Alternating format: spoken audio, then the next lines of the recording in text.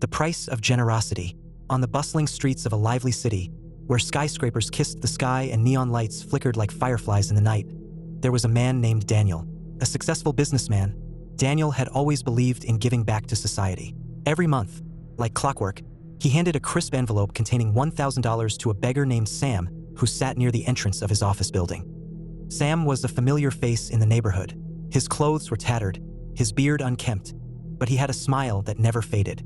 "God bless you," he would say each time Daniel handed him the money. And every time, Daniel would nod, satisfied that he was making a difference in someone's life. Months passed, seasons changed, and still the routine remained the same. Sam came to expect the money, not as a privilege but almost as a right. A shift in the wind. Then, one day, something changed. When Daniel approached, instead of the usual $1,000, he handed Sam $750. Sam hesitated for a moment.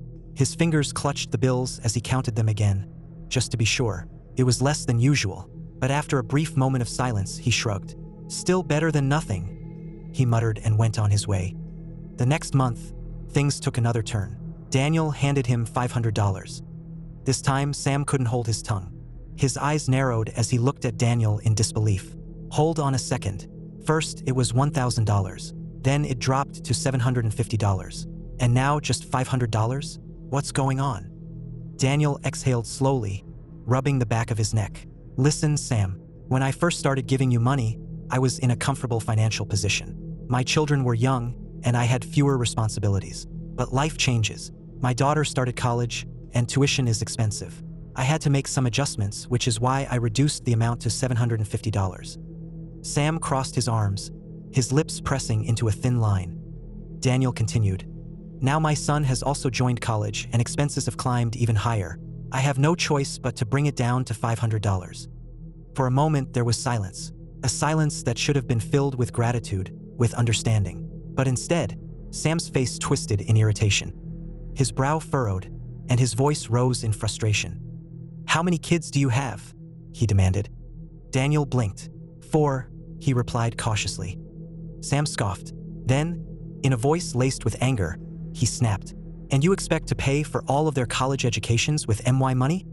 The entitlement trap. Daniel took a step back, stunned. For a second, he thought he had misheard. "My money?" The words echoed in his mind, bouncing off the walls of reason and fairness. He had given freely, expecting nothing in return, not even gratitude. Yet here stood the very person he had helped, acting as though Daniel owed him something. A deep realization settled over him like a heavy cloud.